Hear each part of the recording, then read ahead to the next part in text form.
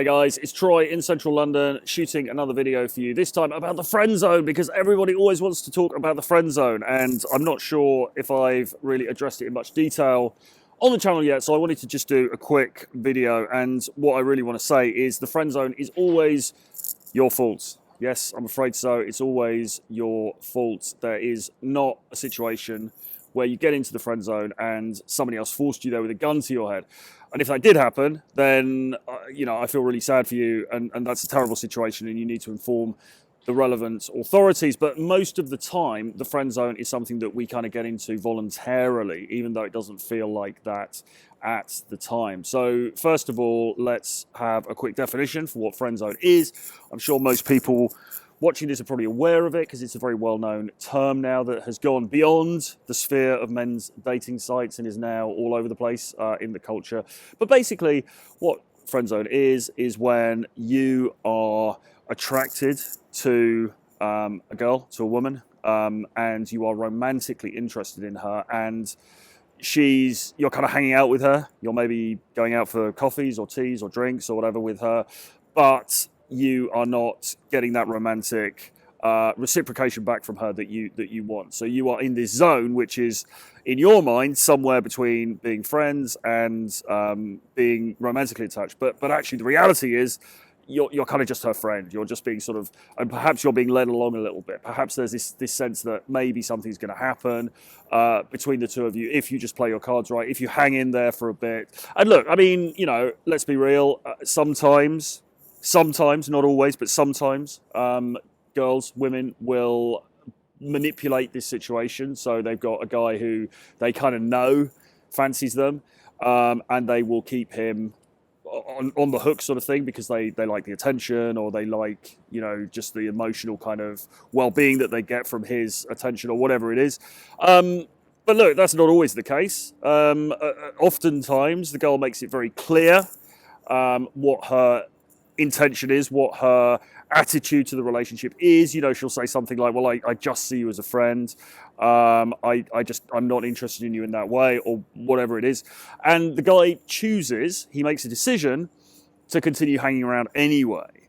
And that is obviously a very, very bad thing to do tactically. And really the message of this video is simply to say, as I said at the beginning, it's your fault, right? And here's the thing, right?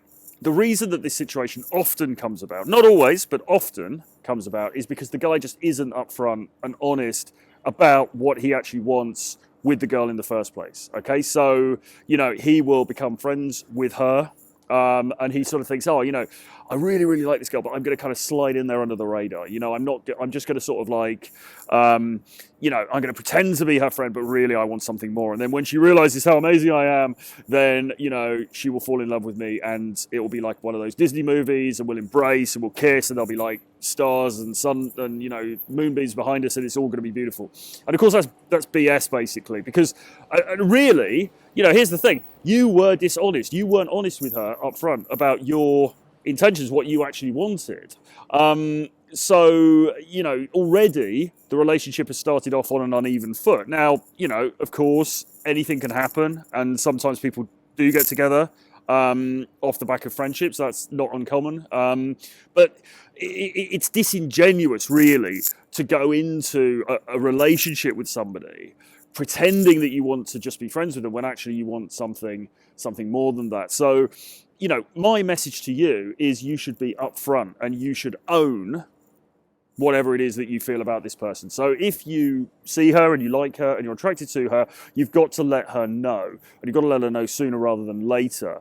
Because if you don't, then first of all, you're in danger of getting into this sort of like this zone of like, friendship and not quite knowing where you are and blah. But also you're just not being honest. You're not, and that's bad for her because you're being dishonest to her, but it's also bad for you because you're not owning your truth. And surely, gentlemen, the masculine thing to do is to always own your truth, own what you want, regardless of how it's going to be received.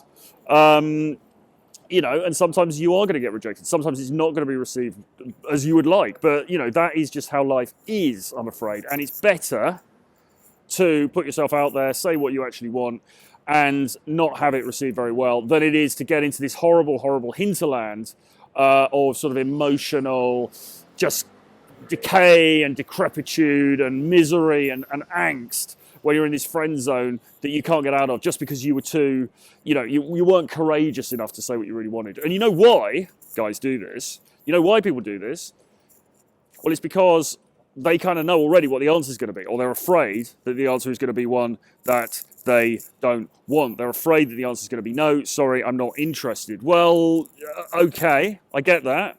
But look, it's better to know up front. It's better to know, you're much better to get that, within the first 2 or 3 times that you meet, rather than, last this thing out for 6 months, get into this stupid friend zone, and then only to get, rejected or turned down further down the line, when it's just going to be worse for you, it's going to be worse for her, the whole thing's going to be a mess. So be bold, be upfront, own your feelings, say what you need to say, and don't mislead people. Don't pretend to like somebody as a friend when you don't, that's not what you're there for. It's just pathetic behavior. It's not good. It doesn't do you any good. It doesn't do her any good. And it's just generally bad stuff. If you want more of my wonderful musings on dating, the sexual marketplace, life itself, the existence of other worlds, not really, but some philosophical stuff of that nature related to sex, dating, the sexual marketplace, and so on, do grab my collection of 11 books called Renegade Dating Blueprint. You can get it on the link below for just $39. Do hit subscribe and notifications to this wonderful channel so you stay up to date with all of my latest content, and do join my daily email list for a free article from me every Monday to Friday. Link is below. I see you later. Bye-bye.